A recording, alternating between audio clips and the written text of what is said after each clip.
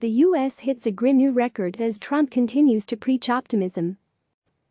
The U.S. is now the world leader in coronavirus infections, with more than 100,000 as of Friday. That includes more than 25,000 in New York City, where hospitals are already overwhelmed. Yet it is impossible to reconcile the messages being blasted to the country on competing platforms by President Donald Trump, on the one hand, and by the nation's top infectious disease doctor, on the other. Optimism. Trump continues to spin optimism from the White House briefing room. He promised 100,000 ventilators in 100 days and claimed he had badgered GM into starting production by threatening to use the Korean War-era Defense Production Act to force the carmaker to repurpose its factories. He said, incorrectly, that the U.S. has tested more than anyone. He praised Americans for being neighborly and said he was exempting himself and his handlers from orders to stay home and avoid unnecessary social contact in order to see off the Navy ship Comfort, bound to sail for New York from Norfolk, Virginia, on Saturday. Like military ships being deployed elsewhere in the U.S., this one will be used to treat non-coronavirus patients. Were the red. CNN's Tara Subramaniam and Daniel Dale fact-checked Trump's Friday podium performance. Objectivity. Anthony Fauci, the nation's top infectious disease doctor, continues to preach realism and restraint, and he's finding new places to do it. On CNN. In an Instagram story with NBA star Steph Curry. Flashback. Trump disinvited Curry from the White House a couple of years ago after Curry criticized the president's attacks on black athletes who were kneeling during the national anthem in protest of police violence. Anyway, Fauci said the curbs on social interaction are not an overreaction, and there's no specific date when Americans can gather in large crowds at NBA games, say. Watch here. Trump says. At least some of the country should get back to normal by Easter. Aides are drawing up options for him regarding the social distancing guidelines he put in place almost 2 weeks ago, which expire early next week. CNN's Kevin Liptak has more on that. Fauci says. Fauci told Curry the country can start to get back to normal when the number of infections begins to fall. And there's no specific date for that. Former President Barack Obama, by the way, commented on Fauci's talk with Curry and told Americans to follow the science. But Trump told Fox News' Sean Hannity in an interview Thursday night that parts of the country could soon be back up and running. It's a very bad situation, we haven't seen anything like it, but the end result is we got to get back to work, and I think we can start by opening up certain parts of the country, you know, the Farm Belt, certain parts of the Midwest, other places, he said. Here's a full rundown of Trump's interview with Hannity.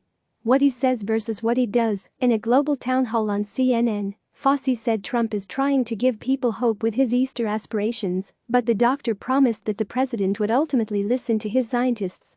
He's listening to us when we say we really got to reevaluate it in real time, and any decision we make has to be based on the data, Fauci said. Hospitals plan for emergency. In Michigan, a hospital wrote in an internal letter explaining its emergency response plan that doctors might have to make difficult decisions about who to treat, and there might not be enough ventilators if there's a huge spike in cases there. Read more.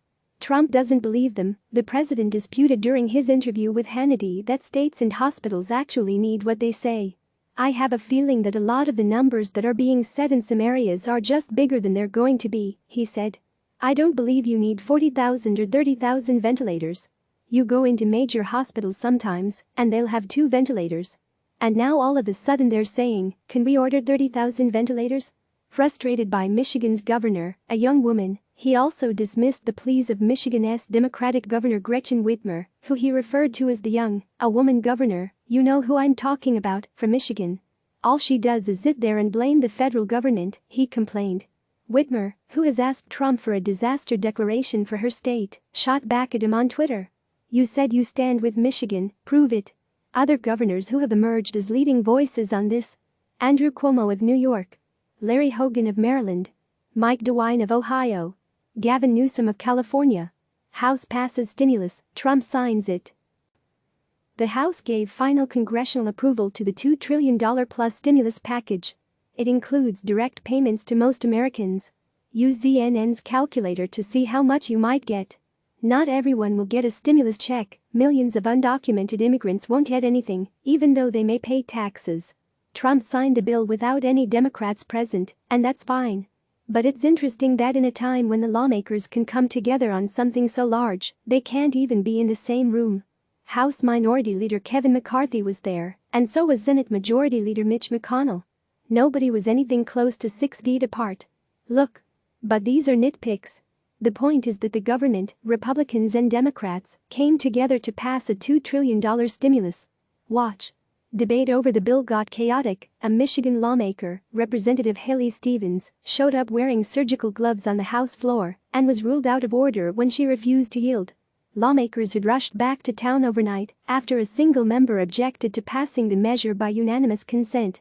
The obstructionist, it was Representative Thomas Massie, a Kentucky Republican, who made everyone come back in. His colleagues were not happy. His advice to lawmakers: hitch a ride. If congressmen are complaining that it's hard to travel, well, what about the truckers that I saw on the road when I drove to D.C.? Hitch a ride with the trucker. If you're a congressman making $87 an hour and find it hard to get to D.C., well, hitch a ride with the trucker, Massie said on 55 KRC Talk Radio. Speaking of Kentucky, you never know who is a vector. Read this from earlier this week.